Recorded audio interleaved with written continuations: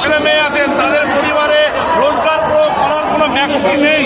আজকে নির্বাচন কমিশন যদি পাশে না দাঁড়ায়, অনাহারে সেই পরিবারটা শেষ হয়ে যাবে। আপনাদের কি সময় দেওয়া হয়েছে?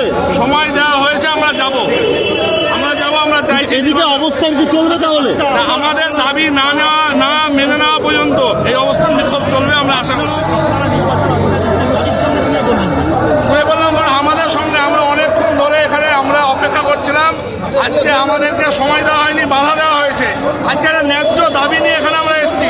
আজকে বলুন, একজন পরিবার, আমার যে দাদাকে আমরা হারিয়েছি, সেই দাদাকে নির্বাচন কমিশন ফিরিয়ে দিতে পারবে? কে নেবে দায়টা নেবে কে? হ্যাঁ, অনুমতি দেবো বলেছিলেন, আমরা তার জন্য এসেছি। অনুমতি হয়তো দিয়েছে, আমরা জানি না, কিন্তু এখানে আছেন। আমরা